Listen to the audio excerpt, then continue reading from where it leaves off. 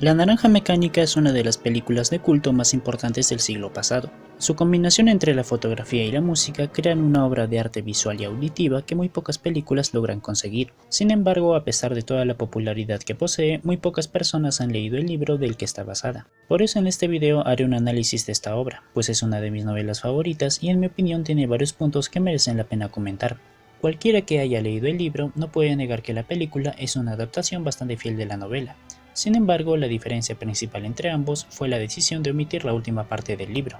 El autor de esta novela, Anthony Burgess, publicó su obra en Gran Bretaña con 21 capítulos, pero su editor en Estados Unidos le dijo que solamente aceptaría publicar el libro con 20 para este país. La edición Minotauro de La Naranja Mecánica incluye una introducción escrita por el propio Burgess, en la que nos cuenta cómo los 21 capítulos tenían una gran importancia para él, ya que en esas épocas 21 era el símbolo de la madurez humana, pues adquirías el derecho a votar y asumías las responsabilidades de un adulto. Y al igual que un artista musical trabaja considerando la duración de sus piezas, el novelista trabaja idealizando la cantidad de capítulos que tendrá su obra, así que omitir un capítulo del libro era destruir la esencia de este. Pero debido a que estaba pasando por una crisis económica, aceptó el poco dinero que le ofrecieron, pensando que de otra manera su obra estaría condenada a quedar en el olvido. Años más tarde, cuando el director Stanley Kubrick decidió llevar esta novela a la pantalla grande, se basó en la edición estadounidense para filmar la película, omitiendo así la última parte del libro.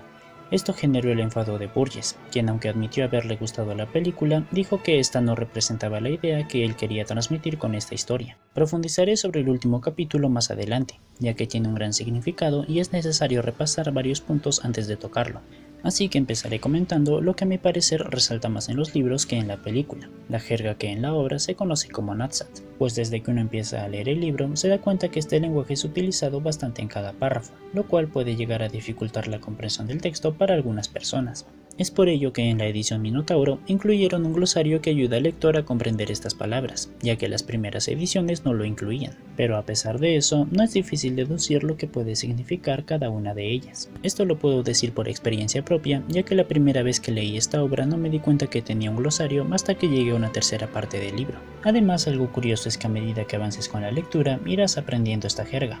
Incluso por momentos llegarás a utilizarla en tu vocabulario habitual. Una explicación para esto es que el autor consideraba el Nadsat como un curso cuidadosamente programado de ruso, ya que este está conformado en su mayoría de palabras rusas, pues en una ocasión que el autor se encontraba de viaje por Leningrado empezó a aprender este idioma y cogió inspiración de este para su creación. Por ejemplo, Drugos significa amigos, razón por la cual Alex llama a sus compañeros de esta manera. Moloko significa leche, Militso es policía y Nadsat adolescente, aunque también incluye términos de lenguas gitanas y otros lenguajes eslavos. Esto se debe a que Burgess era políglota, es decir, hablaba varios idiomas. Entre ellos se encontraban el malayo, ruso, francés, alemán, español, italiano, japonés, chino, persa, un poco de hebreo, entre otros. Cuando se lee esta novela, uno puede darse cuenta que Burgess se representa a sí mismo dentro de su obra como el escritor al que Alex ataca junto con sus drugos, ya que estos roban sus pertenencias y violan a su esposa, algo que también sufre Burgess durante la Segunda Guerra Mundial, cuando un grupo de desertores estadounidenses violaron a su esposa que se encontraba embarazada,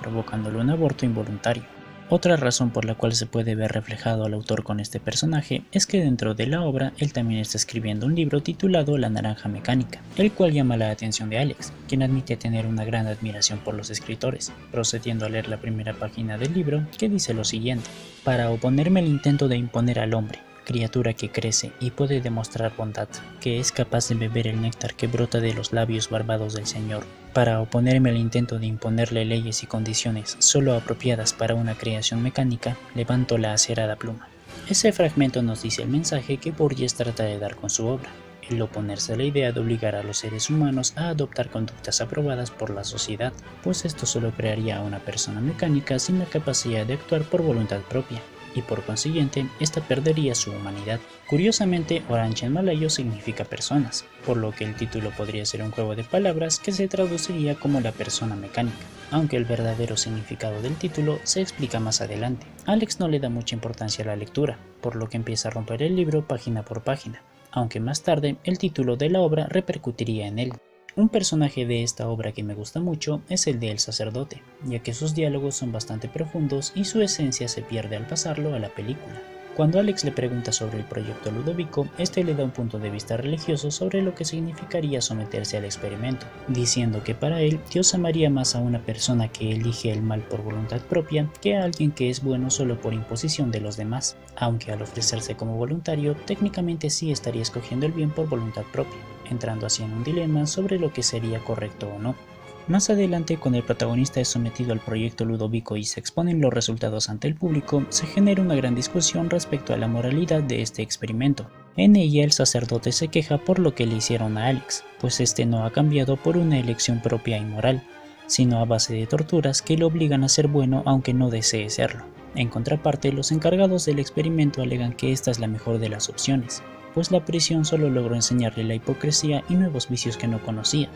además de confirmarle aquellos que ya practicaba. Mientras sucede toda esta discusión, Alex empieza a gritar, preguntando qué es él y si solo se ha convertido en una naranja mecánica. No entiende por qué dijo eso, pero se crea un breve silencio en la sala que solo es interrumpido por una persona, la cual le dice que no puede quejarse de lo sucedido, pues él se ofreció como voluntario y esa fue su propia decisión.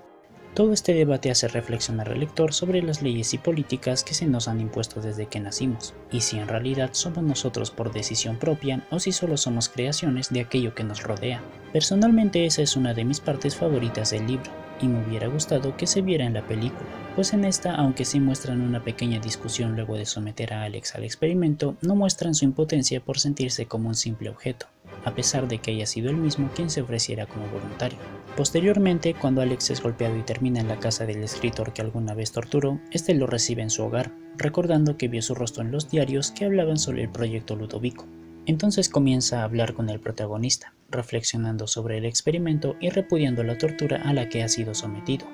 pues ahora el arte de la música, que antes para él era una fuente de placer, ahora solo le ocasiona dolor. Alex se queda a dormir en la casa del anciano, sintiéndose tan agradecido con él que incluso le dan ganas de llorar por toda su gentileza, así que se propone a conocer su nombre para agradecerle. Es entonces que recuerda el libro que había destruido tiempo atrás, La Naranja Mecánica, y seguramente este tendría el nombre del viejo escritor, por lo que empieza a buscar en todas las estanterías de su habitación hasta que finalmente logra encontrarlo. En eso descubre que el escritor también se llama Alex, quedando sorprendido y animándose a leerlo, pero no logra entenderlo muy bien, aunque lo poco que logra interpretar es que se están convirtiendo a las personas en máquinas, y esto iba en contra de la naturaleza, pues para el autor todos crecen de forma natural en algo conocido como el árbol del mundo, así que convertir a una persona en un objeto solo crearía una especie de naranjas mecánicas.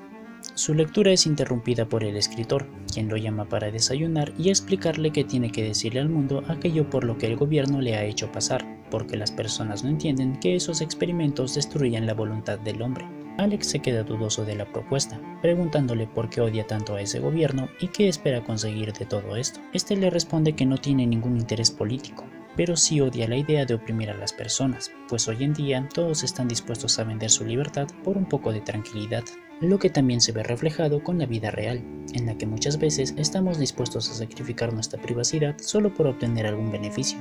Más tarde, Alex es descubierto por el escritor y sus compañeros cuando empieza a hablar en Nadsat y menciona el nombre del Lerdo, uno de sus antiguos drugos, siendo torturado con su música preferida y saltando de una ventana para poder escapar. Esta parte del libro es parecida al final de la película, en la que el ministro habla con Alex ofreciéndole ayuda, pues el escritor quería matarlo por lo que hizo años atrás y planeaba culpar al gobierno de ello. Finalmente, en el capítulo 21 nos muestran a Alex con un nuevo grupo de drugos. Él sigue practicando la ultraviolencia de siempre, pero empieza a aburrirse porque no encuentra en ella el mismo placer que sentía antes. Mientras se dirige a casa se encuentra con Pete, uno de sus antiguos drugos, y ve que este tiene una esposa. Conversa con él un momento y empieza a reflexionar sobre su vida. Se da cuenta que ahora tiene 18 años, que ya no es tan joven como creía. Mozart había compuesto conciertos, sinfonías y óperas antes de cumplir esa edad. Se da cuenta que es momento de cambiar, desea formar una familia, tener hijos y contarles todo lo que ha vivido, aunque sabe que estos no le harán caso y cometerán los mismos errores que él.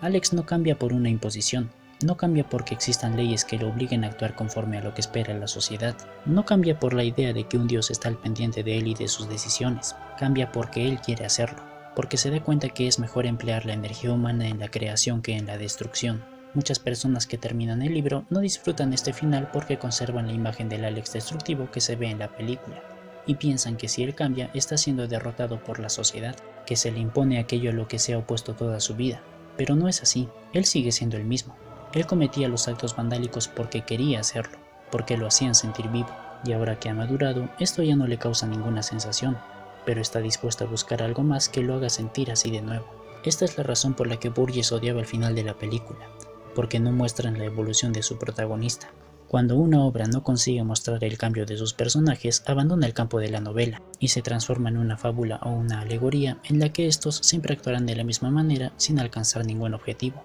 Personalmente disfruto más el libro que la película, pues aunque Stanley Kubrick creó una obra maestra con ella, toda la belleza que rodea el filme opaca el mensaje final que quiere dejarnos esta obra: oponerse al intento de imponer al hombre leyes y condiciones solo apropiadas para una creación mecánica.